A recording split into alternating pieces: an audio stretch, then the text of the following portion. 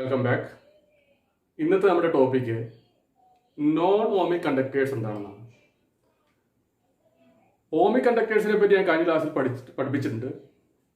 എന്താണ് ohmic conductors? Conductors which obey Ohm's law are called ohmic conductors.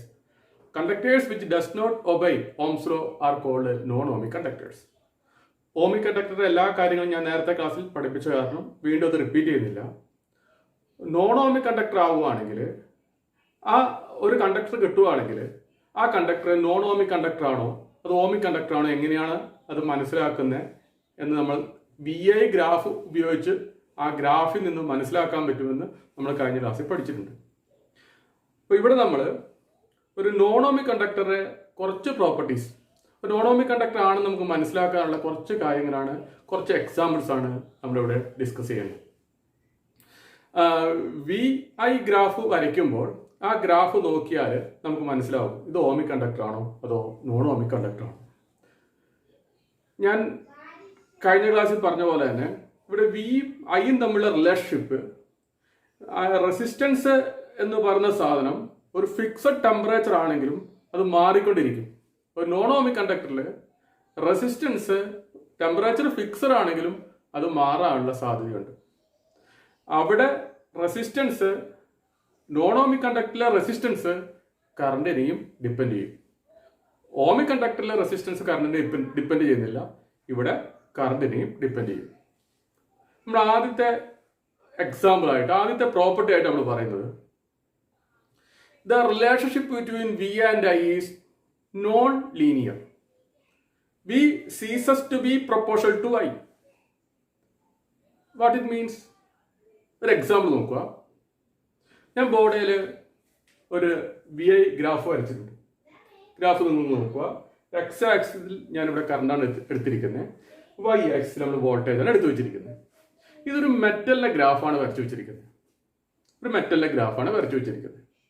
Graph നോക്കുക. ഇവിടം തൊട്ടിട്ട്, ഒറിജിൻ തൊട്ടിട്ട് ഇവിടം വരെ ഏകദേശം സ്ട്രെയിറ്റ് ലൈനാണ്. പിന്നെ കറണ്ട് കൂടുന്നതനുസരിച്ചിട്ട് ആ ഗ്രാഫ് പതുക്കെ വളയാൻ തുടങ്ങും. ഇവിടെ സ്ലോപ്പ് വരയ്ക്കുകയാണെങ്കിൽ ഈ ഭാഗത്ത് ഇവിടം തൊട്ട് ഇവിടം വരെ എവിടെ സ്ലോപ്പ് വരച്ചാലും കിട്ടുന്ന ആൻസർ ഒന്നായിരിക്കും. ഇവിടം തൊട്ട് ഇവിടം വരെ ഓംസ് ലോ ഒബേ ചെയ്യുന്നുണ്ട്. പിന്നീട് അത് പതുക്കെ പതുക്കെ നേരെ പോകേണ്ടതാണ്. ഈ ഗ്രാഫ് നേരെ പോകേണ്ടതാണ്. അതേപോലെ ഈ ഡോട്ട് കൊടുത്തിരിക്കുന്ന പോലെ നേരെ പോകേണ്ടതാണ്. പക്ഷെ നേരെ പോകുന്നില്ല. ഇവിടെ വെച്ചിട്ട് പണയാൻ തുടങ്ങും. അപ്പൊ ഇത് ഏകദേശം ഇവിടം വരെ എന്ത് ഒബേ ചെയ്യുന്നുണ്ട്? ഓംസ് ലോ ഒബേ ചെയ്യുന്നുണ്ട്. അതിനുശേഷം അത് ഓംസ് ലോ ഒബേ ചെയ്യുന്നില്ല.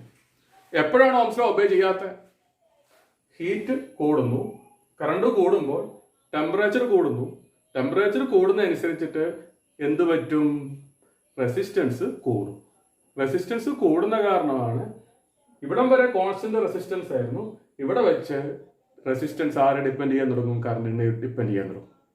അങ്ങനെയാണെങ്കിൽ ഇതിനെ ടെമ്പറേച്ചർ കൂടിയ അവസ്ഥയിൽ ഇതിനെ നമുക്ക് എന്ത് വിളിക്കാൻ പറ്റും? നോൺ ഓമിക് കണ്ടക്ടർ എന്ന് വിളിക്കാൻ പറ്റും. All metal at low temperature is a ohmic conductor. Temperature കൂടുന്നതനുസരിച്ച് അതിനെ നമുക്ക് എങ്ങോട്ടേക്ക് പെടുത്തേണ്ടി വരും? നോൺ ഓമിക് കണ്ടക്ടേഴ്സിലേക്ക് പെടുത്തേണ്ടി വരും. അപ്പൊ ഞാൻ ആദ്യം പറഞ്ഞ പ്രോപ്പർട്ടി നോക്കുക. V ceases to be proportional to I.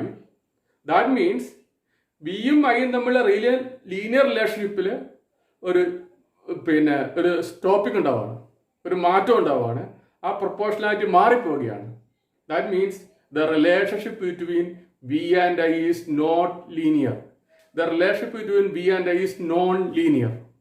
Linear ആയ റിലേഷൻഷിപ്പിൽ മാറ്റം ഉണ്ടെങ്കിൽ അത് നമുക്ക് എവിടെ പെടുത്താം? നോൺ ഓമിക് കണ്ടക്ടറിൽ പെടുത്താൻ പറ്റും. ഒരു എക്സാമ്പിൾ പറയുകയാണെങ്കിൽ, ഒരു ടോർച്ച് ബൾബ്, അതിൻ്റെ ഫിലമെന്റ് ടോർച്ച് നമ്മൾ ഓണാക്കി വെക്കും, ലൈറ്റ് ഇങ്ങനെ വന്നുകൊണ്ടിരിക്കുന്നു. അപ്പോൾ ആദ്യം അതിൻ്റെ റെസിസ്റ്റൻസ് അളന്നാൽ കിട്ടുന്ന റെസിസ്റ്റൻസ് ആയിരിക്കില്ല. കുറേ നേരം ഈ ടോർച്ച് ലൈറ്റ് കത്തിക്കൊണ്ടിരിക്കുകയാണെങ്കിൽ ആ ഫിലമെന്റ് ഹീറ്റ് ആവും. ആ ഫിലമെന്റ് ഹീറ്റ് ആകുമ്പോൾ ആദ്യം കിട്ടിയ റെസിസ്റ്റൻസും അല്ല പിന്നീട് കിട്ടുക റെസിസ്റ്റൻസ് കൂടുതലായിരിക്കും കിട്ടുക. ഒരു എക്സാമ്പിളാണ്.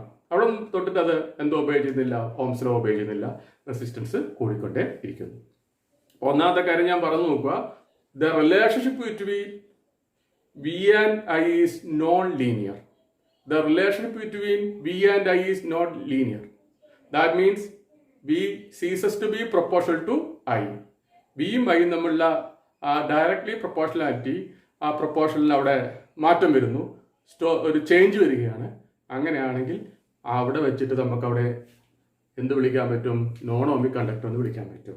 All metals at high temperature or at high current act as a non ohmic conductor. Non ohmic conductor ആണെങ്കിൽ രണ്ടാമത്തെ പ്രോപ്പർട്ടി നോക്കുക. The relationship between V and I depends upon sign of V. The relationship between V and I depends upon sign of V. എന്താ അതിന്റെ അർത്ഥം? ഇവിടെ കൊടുത്തിരിക്കുന്ന graph ഒരു P N junction ഡയോഡിന്റെ ഗ്രാഫാണ്. സെമി കണ്ടക്ടർ ഡിവൈസ് ആണ്. നമ്മൾ പിന്നീട് വരുന്ന ചാപ്റ്റർ പഠിക്കുന്നതാണ്. പി എൻ ജംഗ്ഷൻ ഡയോഡ് ഒരു പി സെക്ഷനും എൻ സെക്ഷനും ഉണ്ട്. അവിടെ ഇലക്ട്രോൺ ഹോളും ഉണ്ട്, ചാർജ് കാരിയേഴ്സ്. ഇതിന്റെ ഗ്രാഫാണ് വരച്ചു വെച്ചിരിക്കുന്നത്. ഗ്രാഫ് കണ്ടപാടെ നിങ്ങൾക്ക് മനസ്സിലാവും ഈ ഗ്രാഫ് ഒരു സ്ട്രെയിറ്റ് ലൈൻ ആയിട്ടും ചില സ്ഥലത്ത് മാത്രമേ സ്ട്രെയിറ്റ് ലൈൻ ആയിട്ട് വരുന്നുള്ളൂ. ഒരു ഓമിക് കണ്ടക്ടർ അല്ല, ഒരു നോൺ ഓമിക് കണ്ടക്ടർ ആണെന്ന് മനസ്സിലാവും. ലീനിയർ റിലേഷൻഷിപ്പ് ഇവിടെ തൊട്ട് ഇവിടം വരെ ഒന്നും ലീനിയർ റിലേഷൻഷിപ്പ് കാണുന്നേ ഇല്ല. ഗ്രാഫ് കണ്ടപാടെ മനസ്സിലാവും. പിന്നെ രണ്ടാമത് പറഞ്ഞ പ്രോപ്പർട്ടി ഇതാണ്. The relationship between V and I depends upon sign of V. എന്താ അതിന്റെ അർത്ഥം? അതായത് പ്ലസ് വി ഇങ്ങോട്ട് കൊടുത്തിട്ടുണ്ട്, പ്ലസ് ഐ ഇങ്ങോട്ട് കൊടുത്തിട്ടുണ്ട്. ഇവിടുന്ന് ഇങ്ങോട്ട് കിട്ടിയ ഗ്രാഫും വോൾട്ടേജ് റിവേഴ്സ് ചെയ്യുമ്പോൾ കറണ്ട് റിവേഴ്സ് ചെയ്യുമ്പോൾ കിട്ടുന്ന ഗ്രാഫും ഈ സെക്ഷനും രണ്ട് രീതിയിലാണുള്ളത്.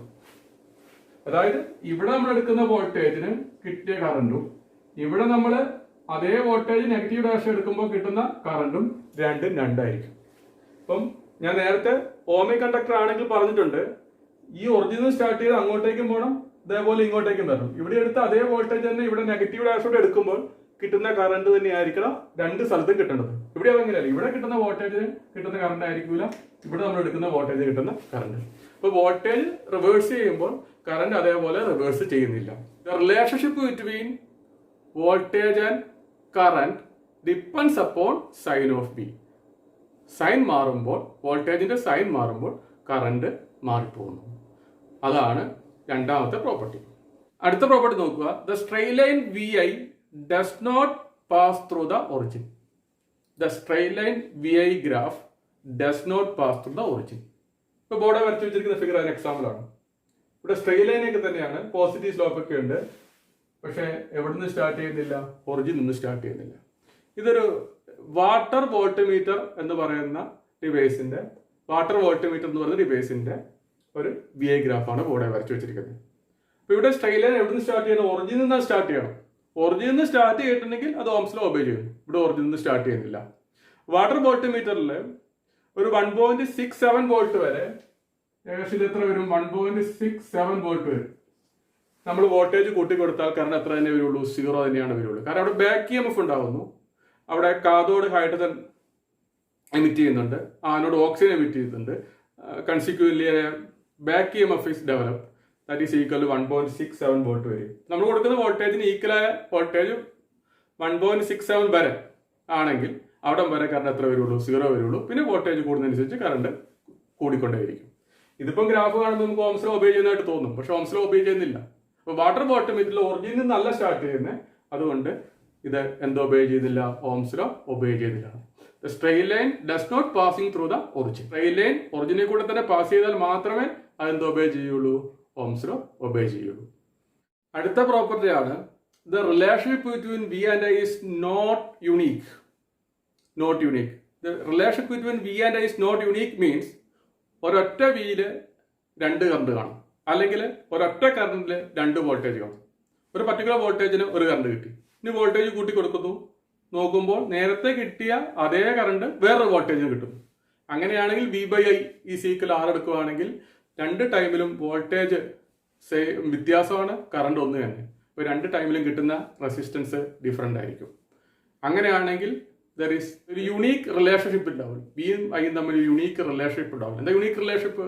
ഒരു വിക്ക് ഒരു ഐ മാത്രമേ പാടുള്ളൂ, അല്ലെങ്കിൽ ഒരു ഐക്ക് ഒരു വി മാത്രമേ പാടുള്ളൂ. The relationship between V and I is not unique ആണെങ്കിൽ അതെന്ത് കണ്ടക്ടർ ആയിരിക്കും? നോൺ ഓമിക് കണ്ടക്ടർ ആയിരിക്കും.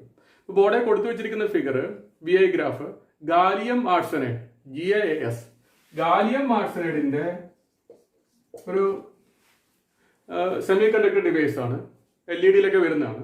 ഗാലിയം ആർസനൈഡിന്റെ കോമ്പിനേഷന്റെ ഒരു ഗ്രാഫാണ്, VI ഗ്രാഫാണ് ബോർഡെ കൊടുത്തിരിക്കുന്നത്. വോൾട്ടേജ് കറണ്ട് റിലേഷൻ ഗ്രാഫാണ് ബോർഡെ കൊടുത്തിരിക്കുന്നത്. ഈ ഗ്രാഫ് നോക്കുക. ഈ ഗ്രാഫിൽ നമ്മൾ ഇവിടെ ഒരു കറണ്ട് എടുക്കുന്നു, ഐ എടുക്കുന്നു, ഇവിടെ ഒരു കറണ്ട് നമ്മൾ എടുക്കുന്നു, 1 ആംപിയർ കറണ്ട് എടുക്കുന്നു, 1 ആംപിയർ കറണ്ട് ഇവിടെ എടുക്കുന്നു. അപ്പോൾ ആ കറണ്ടിന്റെ കറസ്പോണ്ടിങ് ആയിട്ട് ഞാൻ ഇവിടെ ഒരു വോൾട്ടേജ് നോക്കി. അപ്പോൾ ഇവിടെ ഒരു വോൾട്ടേജ്, പിന്നെ അതേപോലെ തന്നെ ഇവിടെ ഒരു വോൾട്ടേജും കിട്ടും.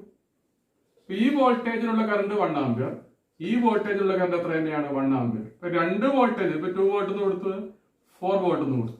2 വോൾട്ടിന്റെ കറണ്ട് 1 ആംപിയർ, 4 വോൾട്ടിന്റെ കറണ്ട് എത്ര തന്നെയാണ് 1 ആംപിയർ. വോൾട്ടേജ് കൂട്ടി കൂട്ടി കൊടുക്കുമ്പോൾ നേരത്തെ കിട്ടിയ കറണ്ട് വീണ്ടും കിട്ടും. അപ്പൊ തമ്മിൽ റിലേഷൻഷിപ്പ് ഒന്നും ഇല്ല, ഒരു യുണീക്ക് റിലേഷൻ ഇല്ല, നോട്ട് യുണീക്ക് ആണ്. The relationship between B and I is not unique. അങ്ങനെയാണെങ്കിൽ ഇതൊന്നും ഒബേ ചെയ്യുന്നില്ല, ഓംസ് ലോ ഒബേ ചെയ്യുന്നില്ല. ഏകദേശം ഇവിടെ തൊട്ട് ഇവിടം വരെ സ്ട്രൈറ്റ് ആയിട്ട് പോകും, ഏകദേശം ഇവിടെ തൊട്ട് ഇവിടം വരെ ഏകദേശം സ്ട്രൈറ്റ് ആയിട്ട് പോകും. ഇവിടെ തൊട്ട് ഇവിടം വരെ ഓംസ് ലോ ഒബേ ചെയ്യുന്നുണ്ട്. സ്ലോപ്പ് വരികയാണെങ്കിൽ റെസിസ്റ്റൻസ് ഈ ഭാഗത്ത് ഏകദേശം ഇവിടെ തൊട്ടിട്ട് ഈ ഒറിജിൻ തൊട്ടിട്ട് ഇവിടെ തൊട്ട് ഏകദേശം സെയിം ആയിരിക്കും. അതിന് ശേഷം ഗ്രാഫിലൂടെ നോക്കുക.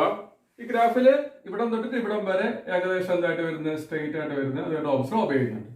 ഇനി ഇവിടുന്ന് ഇങ്ങോട്ടേക്ക് അത് പതുക്കെ പതുക്കെ പതുക്കെ വളയാൻ തുടങ്ങുന്നു. അപ്പൊ ഇതെന്ത് ഒബേ ചെയ്യുന്നില്ല, ഓംസ് ലോ ഒബേ ചെയ്യുന്നില്ല. ഈ ഭാഗത്തേക്ക് അത് ഓംസ് ലോ ഒബേ ചെയ്യുന്നില്ല. ഓംസ് ലോ ഇവിടം തൊട്ട് ഇവിടം വരെ ഒബേ ചെയ്യുന്നില്ല. ഇനി ഇവിടുന്ന് ഇങ്ങോട്ടേക്ക് വോൾട്ടേജ് കൂടുന്നതനുസരിച്ചിട്ട് കറണ്ട് കുറഞ്ഞോണ്ടിരിക്കും. ഇവിടം തൊട്ട് ഇവിടം വരെ പിന്നെ കറണ്ട് കൂടുന്നു. അപ്പൊ ഇവിടുന്ന് ഇങ്ങോട്ടേക്ക് നോക്കുവാണെങ്കിൽ വോൾട്ടേജ് കൂടുന്നതനുസരിച്ച് കറണ്ട് കുറയും എന്നതിന്റെ അർത്ഥം വോൾട്ടേജ് കൂടുമ്പോൾ കറണ്ട് കൂടണല്ലോ, വോൾട്ടേജ് കുറയുമ്പോൾ കറണ്ട് കുറയണം. ഇവിടെ വോൾട്ടേജ് കൂടുമ്പോൾ എന്ത് പറ്റുന്നു, കറണ്ട് കുറയുകയാണ് ചെയ്യുന്നത്. ഇവിടെ ഇങ്ങോട്ട് കുറഞ്ഞു കുറഞ്ഞു കുറഞ്ഞു മിനിമം എത്തും. അതിന്റെ അർത്ഥം എന്താ, വോൾട്ടേജും കറണ്ടും ഓപ്പോസിറ്റ് ഡയറക്ഷനാണ്. വോൾട്ടേജ് കൂടുമ്പോൾ കറണ്ട് കൂടണം, സെയിം ഡയറക്ഷൻ ആയിരിക്കണം. വോൾട്ടേജ് കുറയുമ്പോൾ കറണ്ട് കുറയണം, സെയിം ഡയറക്ഷൻ ആയിരിക്കണം. ഇവിടെ വോൾട്ടേജ് കൂടുമ്പോൾ കറണ്ട് കുറയുന്നു. അപ്പൊ V by I is equal R എടുക്കുമ്പോൾ I എന്ത് വരും, നെഗറ്റീവ് വരും. വോൾട്ടേജിന് ഓപ്പോസിറ്റ് ആണ്. അങ്ങനെയാണെങ്കിൽ ഈ ഭാഗത്തെ റെസിസ്റ്റൻസ് എന്ത് റെസിസ്റ്റൻസ് ആയിരിക്കും, V ബൈ I നെഗറ്റീവ് ആയത് കാരണം ഈ റെസിസ്റ്റൻസ് എന്ത് റെസിസ്റ്റൻസ് ആയിരിക്കും, നെഗറ്റീവ് റെസിസ്റ്റൻസ് ആയിരിക്കും. Okay, there is no unique relationship between V and I. Then this is a non-ohmic conductor. Here it is an example of non-ohmic conductor.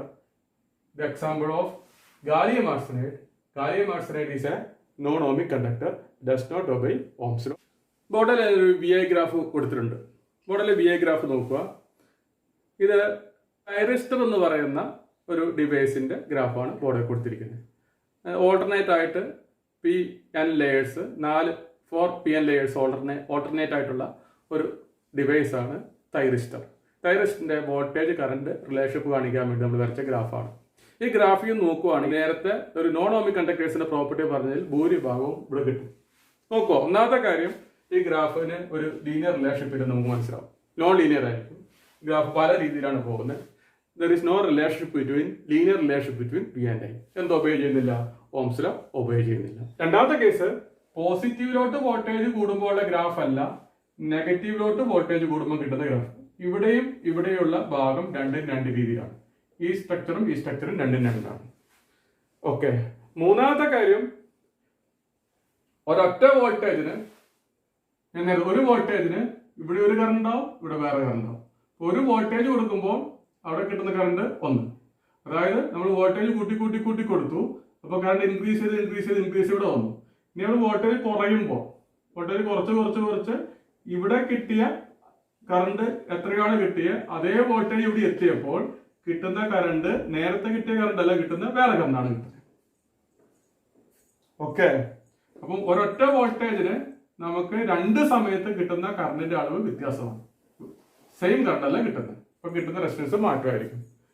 Okay, ഇപ്പൊ 3 property പറഞ്ഞതിൽ ഒന്ന്, the relationship between V and I is not linear. രണ്ടാമത് പറഞ്ഞിരിക്കുന്നത് relationship between V and I depends upon sign of V. അതായത് പോസിറ്റീവിലോട്ട് പോകുമ്പോൾ അതേ graph അല്ല നെഗറ്റീവിലോട്ട് V പോകുമ്പോൾ ഗ്രാഫ്. മൂന്നാമത് പറഞ്ഞിരിക്കുന്നത് the relationship between V and I is not unique. ഒരൊറ്റ വോൾട്ടേജിന് രണ്ട് സമയത്ത് നമുക്ക് കിട്ടുന്ന കറണ്ട് രണ്ട് കറണ്ടാണ്. ഒരു സമയത്ത് കിട്ടുന്ന കറണ്ട് ആയിരിക്കില്ല അടുത്ത സമയത്ത് കിട്ടുന്ന കറണ്ട്. രണ്ടും തമ്മിൽ ഒരു യുണീക്ക്നെസ് ഇല്ല. ഈ കാര്യങ്ങളെല്ലാം നമുക്ക് ഒറ്റ ഗ്രാഫിൽ നിന്ന് മനസ്സിലാക്കാൻ പറ്റും. ഏതൊക്കെ കാര്യം, the relationship between V and I is not linear. The relationship between V and I depends upon sign of V. The relationship between V and I is not unique. For same V, we have more than one current. For same current, we have more than one voltage. അങ്ങനെയാണെങ്കിൽ അത് obey ചെയ്യുന്നില്ല, Ohm's law obey ചെയ്യുന്നില്ല. അങ്ങനെയുള്ള സബ്സ്റ്റൻസിനെ വിളിക്കുന്ന പേരാണ്, മെറ്റീരിയൽസിനെ വിളിക്കുന്ന പേരാണ് നോൺ ഓമിക് കണ്ടക്ടേഴ്സ്. ഇപ്പോൾ നോൺ ഓമിക് കണ്ടക്ടേഴ്സിനെ കുറച്ച് എക്സാമ്പിൾ ഇപ്പോൾ പറഞ്ഞിട്ടുണ്ട്.